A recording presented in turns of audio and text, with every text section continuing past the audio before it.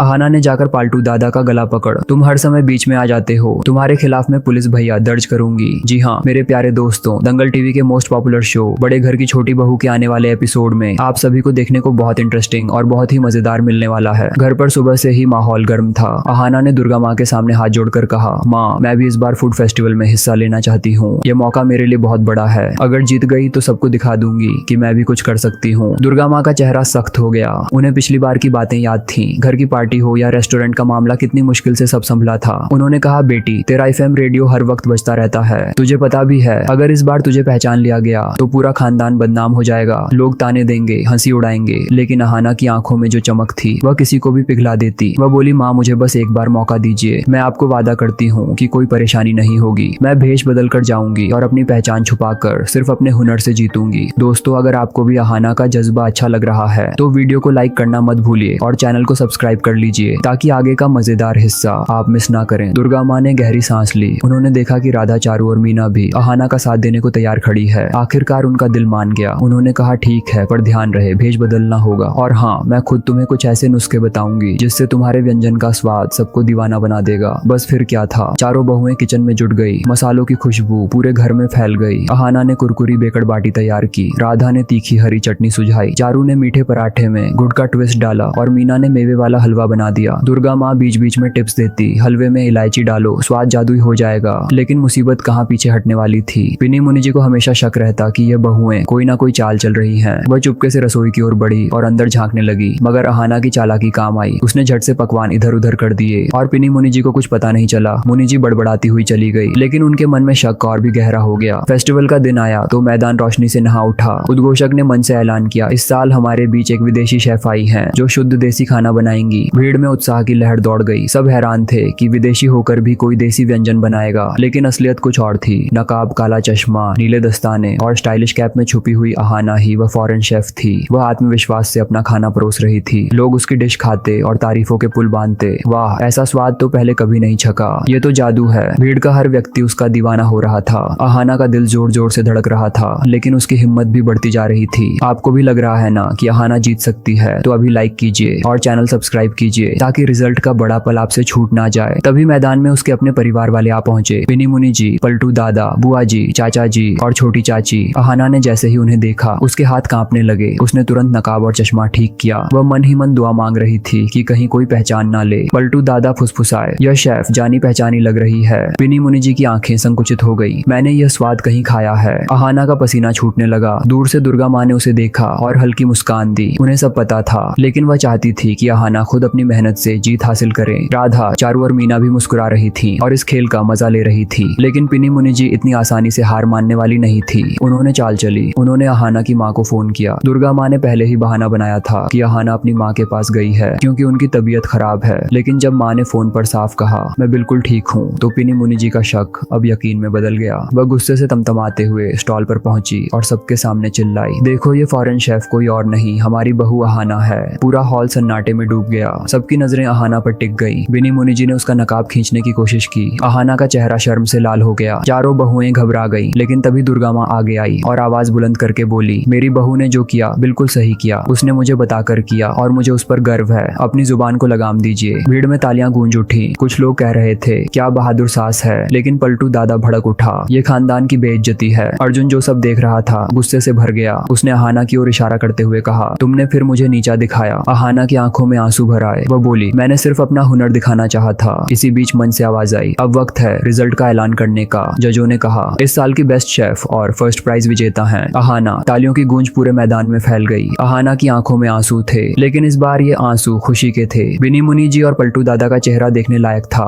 उनके पैरों तले जमीन खिसक गई, जबकि दुर्गा माँ का चेहरा गर्व से चमक रहा था। उन्होंने अहाना को गले लगाते हुए कहा, बेटी तूने मेरे सपनों को सच कर दिखाया। लेकिन ड्रामा यहीं खत्म नहीं हुआ। घर लौटते ही पिनी मुनि जी ने पलटू को उकसाया, मोहल्ले में ये बात फैला दो कि अहाना ने खानदान